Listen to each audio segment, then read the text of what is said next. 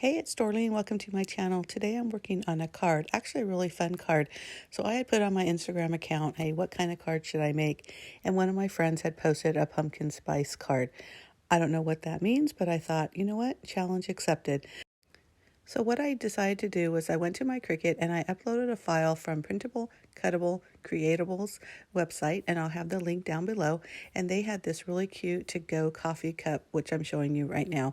The thing I really like about their files is they come in different ways to cut it. So one of them may have like an offset. Some may have where it's all the way cut through and you're basically assembling the entire thing. Some have bases, etc., etc. But anyhow, back to the card.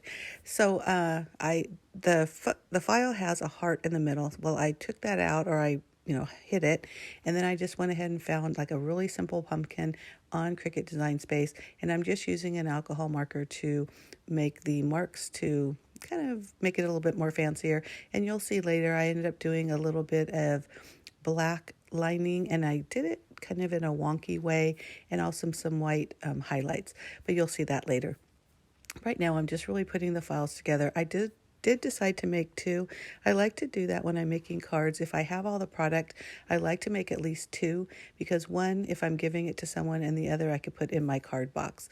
So very simple to put together, and I did everything flat. I didn't do any like foam adhesive to make it pop out.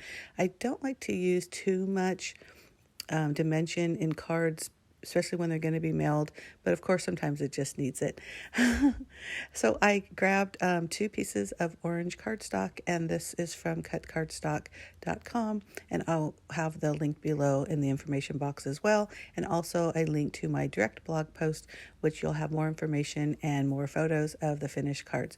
So you notice on that one piece of cardstock, the card base, it had the name of the color printed on there, because this is one of their assortment packs. So on their assortment packs, their papers do have the name of the colors on it, which is great when you want to remember what color you want to buy later, but it can also get in the way if you're using it to design. But I knew I was going to put that pattern paper piece on top of it, and it covered it perfectly. So except for you guys who see this video, nobody's going to know that when they get this card. So I just grabbed some scraps from a paper pad. Ooh, I want to say it's called Pumpkin Spice, but I'll again have that information on my blog. And this was just a very light, very small little acorns. Now this pattern paper pad had lots of big designs, but I wanted something simple. But of course I did also want something a little fall themed. So I went on Design Space again, and I grabbed some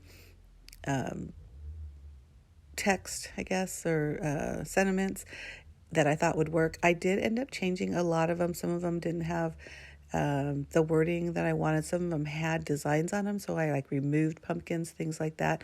I keep telling myself that I need to do a video on how I do these, and I will do that soon, so stay tuned for that, which leads me into my next bit, which is, if you're not already, please hit that subscribe button. I do post 2 videos a week. One is always scrapbooking, and the second is whatever it is I'm creating in the Command Center.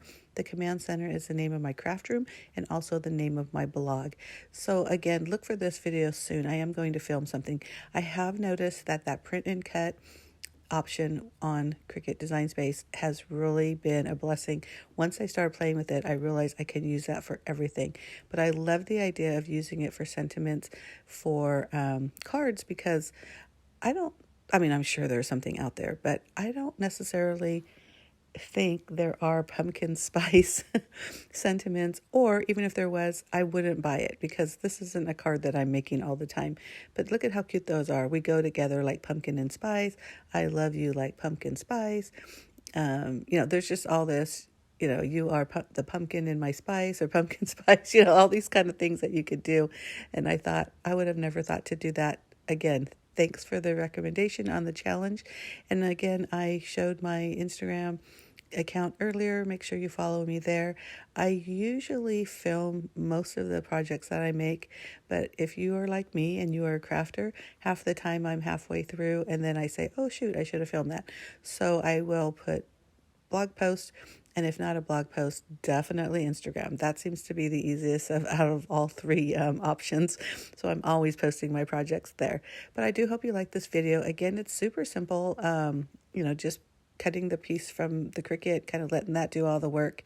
And, and then putting it on, the card bases, and just to make a super cute, definitely a fun card. So I was really grateful for my friend who recommended this card, because I would have never in my life think that I would make a pumpkin spice greeting card.